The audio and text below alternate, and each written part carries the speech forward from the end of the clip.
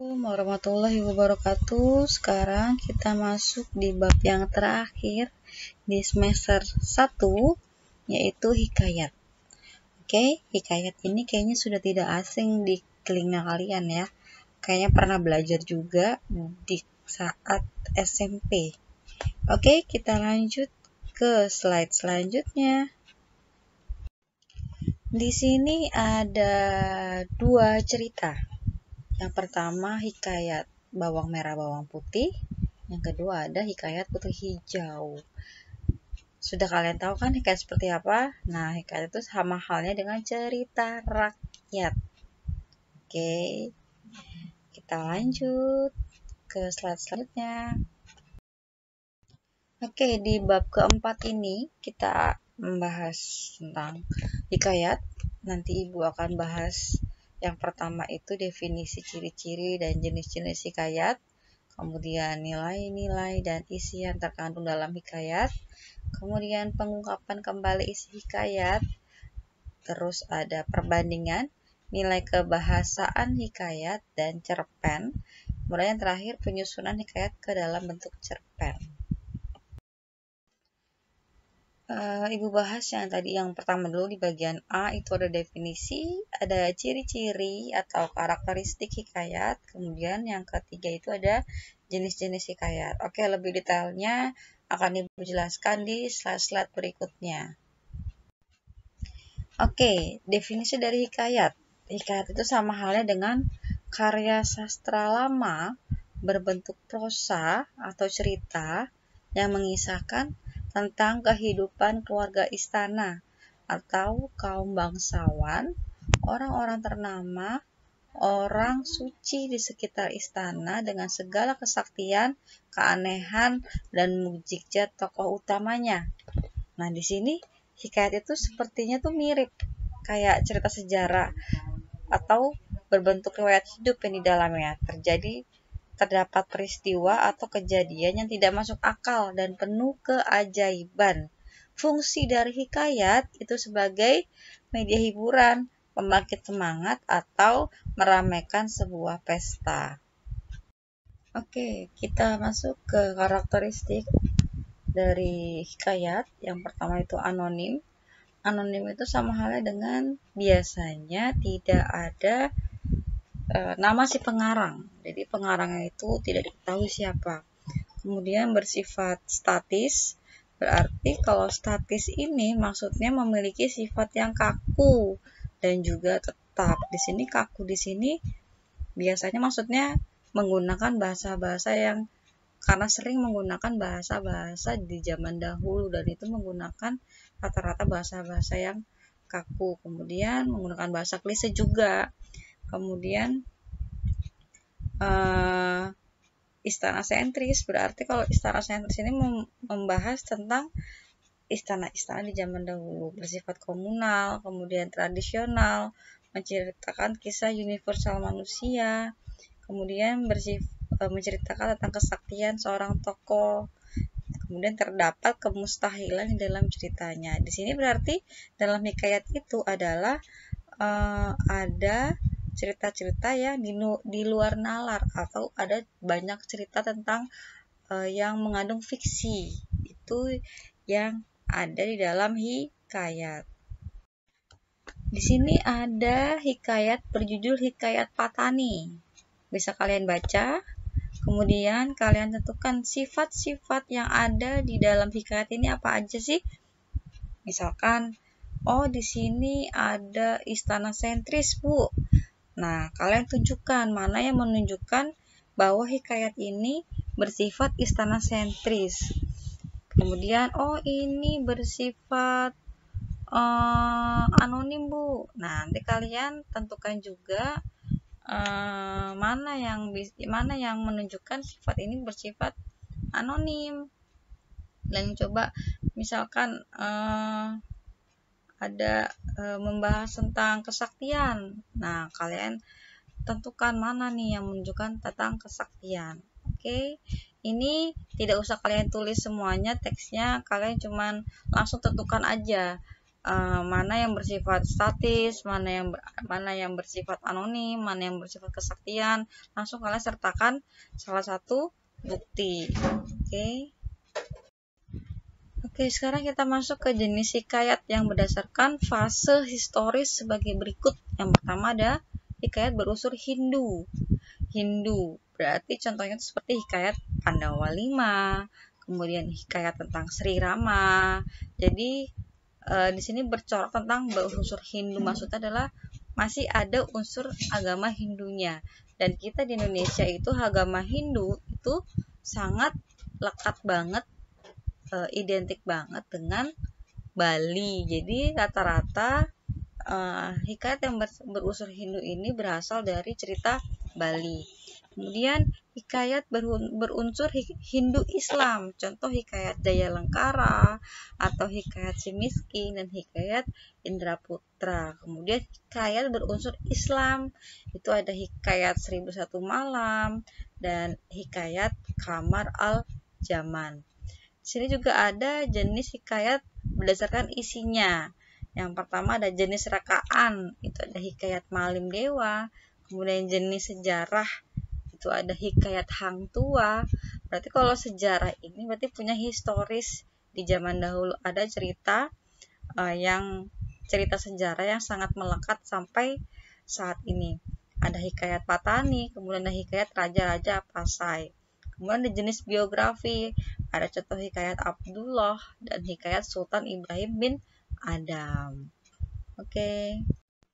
Oke, di sini ada hikayat Sri Rama. Berarti kalian tentukan hikayat ini termasuk ke dalam jenis yang mana. Kemudian kalian sertakan alasannya. Ini tidak usah kalian tulis lagi, kalian hanya tentukan Sri Rama ini merupakan jenis hikayat ini. Karena, kalian kasih tahu alasannya. Oke, lanjut kita masuk ke nilai-nilai dan isi yang terkandung dalam hikayat. Jadi yang pertama itu nilai-nilai yang terkandung dalam hikayat. Nilai itu udah banyak ya nanti ya. Nanti kita akan bahas. Kemudian isinya, pesannya tuh apa sih? Nanti akan kita bahas di slide selanjutnya. Oke, ini nilai-nilai yang terkandung dalam sebuah hikayat. Pertama ada nilai religi. Religi sama dengan nilai agama. Ada nggak sih nilai agama yang kita bisa ambil dalam sebuah hikayat tersebut? Nilai moral, nilai sosial, nilai budaya. Ada nilai estetika. Nilai estetika itu sama dengan keindahan. Kemudian ada nilai edukasi. Berarti edukasi itu adalah pelajaran. Nah, ini adalah nilai-nilai yang terkandung dalam sebuah hikayat. Nah, di dalam sebuah hikayat itu terdapat banyak nilai. Jadi, satu cerita hikayat itu bisa ada 3 nilai, bisa ada 2 nilai, dan bisa juga ada hanya 1 nilai. Di sini Ibu kasih contoh, ini ada aspek nilai yang bisa diambil dalam setiap cerita hikayat. Di sini kalau misalkan ada nilai agamanya, nanti kalian sertakan kutipan teksnya. Mana sih menunjukkan kalau hikayat ini memiliki nilai agamanya. Kemudian nilai sosial. Nah, seperti ini ya. Nanti kalian juga akan ada tugas yang wajib kalian tentukan cerita masing-masing cerita rakyat. Kalian ambil nilai-nilai yang bisa kalian ambil. Oke, di sini ada hikayat Bayan Budiman. Kalian tentukan nilai apa yang ada di dalam hikayat ini. Jadi sepertinya sih dalam satu hikayat ini ada lebih dari 1 nilai. Oke, kalian tentukan. Tidak usah kalian tulis teksnya lagi. Kalian hanya tulis misalkan hikayat Bayan Budiman ini ada nilai sosialnya. Nah, kalian sertakan kutipannya mana yang menunjukkan bahwa hikayat ini ada nilai sosialnya. Oke, sekarang kita masuk ke struktur dalam hikayat. Itu yang pertama jelas ada abstraksi. Di sini abstraksi ini bukan bagian cerita awal ya, melainkan ringkasan ataupun inti dari cerita yang akan kalian kembangkan. Misalkan kalian tadi ingin bercerita tentang hikayat Sri Rama. Nah, Sri Rama itu di abstraksi paling atas dijelaskan Sri Rama ini misalkan berasal dari mana, kemudian tentang menceritakan tentang apa. Nah, itu intinya itu sudah ada di abstraksi. Tapi di sini kalian itu tidak menceritakan semuanya, hanya intinya sedikit saja. Kemudian abstrak ini bersifat opsional, yang artinya boleh tidak memakai abstrak, atau misalkan kalian, saya nggak mau, di sini kayaknya nggak ada abstraknya, nggak apa-apa, boleh. Di sini opsional kok abstraksi. Kemudian orientasi. Kalau orientasi berarti itu cerita awalnya. Di sini berkaitan dengan waktu, suasana, maupun tempat yang berkaitan dengan hikayat tersebut. Kemudian komplikasi. Komplikasi sini ada kejadian-kejadian yang dihubungkan secara sebab dan akibat. Lanjut ke evaluasi. Evaluasi sini sudah muncul sebuah konflik yang mengarah pada klimaks. Yang mengarah pada klimaks di sini maksudnya sudah ada titik penyelesaiannya di evaluasi ini. Kemudian resolusi di sini mengungkapkan solusi terhadap sebuah masalah. Jadi resolusi ini jawaban dari komplikasi dan evaluasi. Lanjut ke koda. Koda ini adalah sebuah nilai atau pelajaran yang bisa diambil di dalam sebuah hikayat tersebut, kemudian kalian sertakan di koda. Oke, di sini masih sama hikayatnya, hikayat Bayan Budiman, tapi di sini kalian tentukan strukturnya. Nah, di sini kira-kira ada nggak nih abstraknya, orientasinya, kemudian komplikasinya, evaluasi, resolusi, dan koda. Di sini kalian tulis lagi hikayatnya, kemudian kalian langsung tentukan mana yang abstraksi, mana yang orientasi, dan lain sebagainya. Oke, di sini ringkasan hikayat dapat disusun menentukan unsur intrinsik dan ekstrinsiknya untuk menentukan pokok-pokok isi hikayat. Jadi kalau misalkan kalian ingin menuliskan pokok-pokok isi hikayat, kalian juga wajib bisa menentukan unsur-unsur intrinsiknya dan unsur ekstrinsiknya.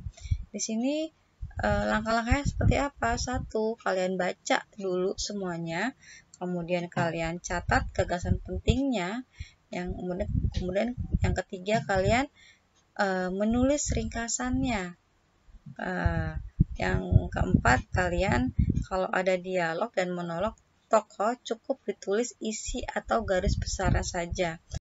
Kemudian yang terakhir, sinopsis hikayat tidak boleh menyimpang dari jalan cerita dan isi keseluruhan. Oke, di sini ada langkah-langkah menyampaikan isi hikayat. Yang pertama, kalian baca dulu, kemudian kalian pahami unsur intrinsiknya apa aja yang ada dalam hikayat tersebut. Kemudian kalian mencatat peristiwa yang terjadi sesuai dengan urutan waktu. Nah, di sini kalian jangan kebalik ya, urutan waktunya. Kemudian yang terakhir, mengembangkan urutan peristiwa dengan bahasa sendiri yang lebih sederhana. Nanti di tugas yang kedua, Ibu akan memberikan tugas kalian bisa menyampaikan sebuah isi hikayat. Oke, sekarang kita masuk ke kaidah kebahasaannya.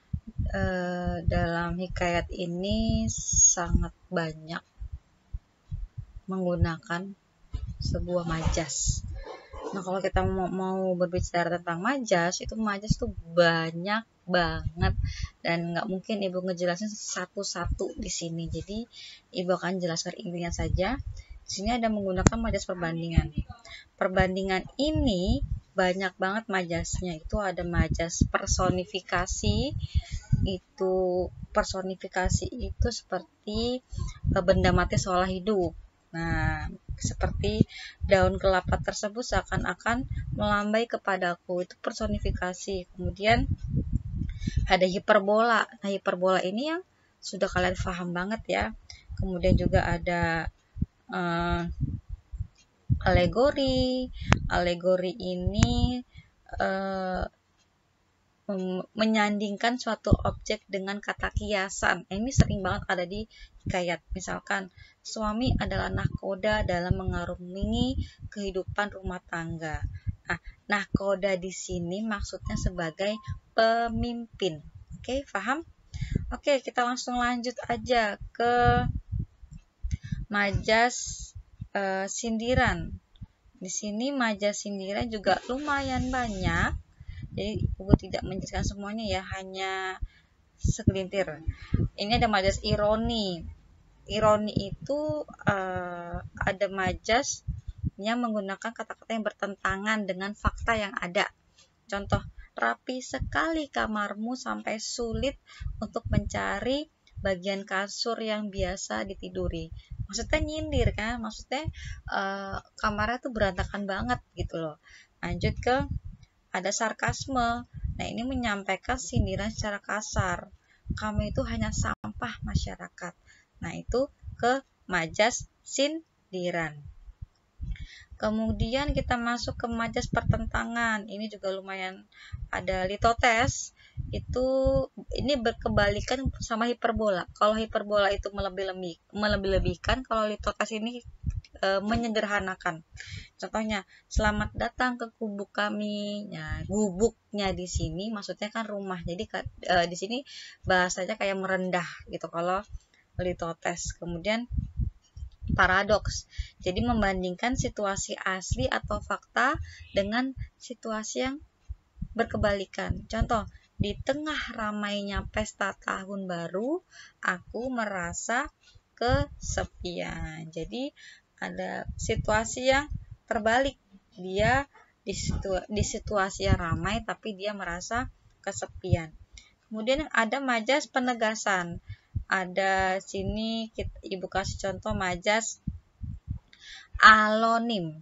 Alonim ini majas yang menggunakan variasi lain dari nama sesuatu sebagai bentuk penegasan. Contohnya, lalu bagaimana solusi terbaik jika terjadi kesalahan pada sistem ini, Bu? Nah, itu termasuk majas alonim. Kemudian majas antanaklasis. Nah, ini majas yang menegaskan sesuatu hal dengan menggunakan pengulangan kata yang sama, namun berlainan makna. Contohnya, bisa ular kobra ini bisa membunuh orang yang menjadi korban gigitannya dalam hitungan detik. Nah, itu contoh majas sedikit, banyak banget masih majas yang lain. Kemudian yang kedua menggunakan kata-kata arkais.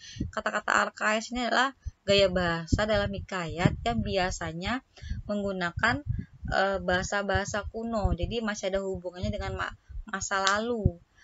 Itu ya, kuno itu sama dengan tua. Seperti Syahdan, Hatta, Alkisah, Sebermula, itu bahasa-bahasa zaman kuno. Oke, di sini ada hikayat Patani. Kalian bisa tentukan dalam hikayat ini ada berapa majas, ada gaya bahasa berupa majas, ada berapa di sini kalian sebutkan. Tidak usah kalian tulis, kalian tentukan mana majas-majasnya, termasuk materi yang Ibu jelaskan atau bahasa arkaisnya ada nggak di sini, atau menggunakan bahasa-bahasa kuno. Ini kalian tidak usah tulis, kalian hanya tentukan kaidahnya, kalian sertakan kutipannya. Oke, sekarang kita masuk ke dalam unsur-unsur yang membangun sebuah karya sastra. Di sini karya sastranya berupa hikayat. Di sini ada unsur intrinsik dan unsur ekstrinsik. Kita bahas ke unsur intrinsiknya dulu. Oke, unsur intrinsik ini ada 7. Apa yang dimaksud dengan unsur intrinsik? Unsur yang dari dalam, Bu. Oke. Sekarang kalian sudah SMA, bisa menjelaskan lebih detail apa itu unsur intrinsik. Unsur intrinsik adalah unsur yang membangun sebuah karya sastra. Nah, di sini karya sastranya berbentuk hikayat. Yang pertama itu ada tema, Kemudian ada alur itu ada 3, alur maju, alur mundur, dan alur campuran. Kemudian ada amanat, kemudian ada latar atau setting, di sini ada latar waktu, tempat, kemudian ada sudut pandang, kemudian ada tokoh, yang terakhir ada gaya bahasa. Gaya bahasa di sini bisa masuk ke dalam, nanti dalam hikayatnya menggunakan bahasa apa saja sih. Kemudian ada majasnya nggak nih? Biasanya sih nanti terkandung banyak sekali majas. Nah, di sini kalau unsur ekstrinsik, kalau tadi intrinsik itu unsur yang membangun sebuah karya sastra, kemudian kalau unsur ekstrinsiknya ini adalah unsur yang tidak membangun sebuah karya sastra. Nah, di sini unsur ekstrinsiknya itu ada berupa nilai-nilai. Nilai-nilai itu ada nilai agama, ada istiadat, ada sosial, juga ada latar belakang silsilah garis keturunan. Jadi kalau diibaratkan seperti ini, kalau kalian ingin membuat rumah, jadi unsur yang membangun sebuah rumah intinya itu apa aja? Itu ada pasir, ada batu bata, ada semen, dan lain sebagainya. Nah, unsur-unsur ini kalau tidak ada satu, berarti tidak akan terbangun sebuah rumah. Misalkan tidak ada pasir, berarti rumah itu tidak akan jadi. Sama hal dengan unsur intrinsik di sini. Salah satu tidak ada, berarti tidak akan jadi sebuah karya sastra. Nah, kalau unsur ekstrinsik diibaratkan sebuah rumah, itu kayak vas bunga, kayak lukisan. Nah, jadi istilahnya kalau unsur ekstrinsik di dalam rumah ini adalah unsur pengindah, gitu kan. Jadi biar rumahnya lebih indah lagi. Sama halnya dengan sebuah karya sastra, unsur ekstrinsik ini sebagai unsur tambahan, sebagai pengindah sebuah karya sastra. Ini ada berupa contoh unsur intrinsik dan unsur ekstrinsik pada sebuah hikayat. Sangat rinci, kalian lihat hikayatnya saja ya, tidak usah kalian lihat cerpennya. Sini kalian lihat hikayatnya, nanti akan ada tugas di slide selanjutnya. Kalian wajib menentukan unsur intrinsik dan unsur ekstrinsiknya. Oke, ini soal terakhir. Kalian tentukan unsur intrinsik dan unsur ekstrinsik pada hikayat yang nanti Ibu berikan, ada di slide selanjutnya. Oke, di sini ada hikayat pengembara yang lapar. Nanti kalian tentukan unsur intrinsik dan ekstrinsiknya. Kalian buat seperti contoh yang tadi Ibu berikan berupa tabel. Nanti ada kutipannya di masing-masing unsur. Kalian kerjakan. Ini tidak usah kalian tulis teksnya, tapi kalian cukup berikan langsung kutipannya yang kalian buat di sebuah tabel. Oke, terima kasih. Semoga pembelajaran hikayat ini kalian mendapatkan sebuah ilmu, dan jika masih ada yang belum jelas, bisa langsung kalian kontak Ibu, bisa di Line, bisa di WA, atau bisa di Telegram, atau bisa di Instagram. Pokoknya semuanya bisa ya. Silakan tanya. Insya Allah akan Ibu jawab. Jadi jangan malu bertanya. Oke, sekian dari Ibu. Assalamualaikum warahmatullahi wabarakatuh.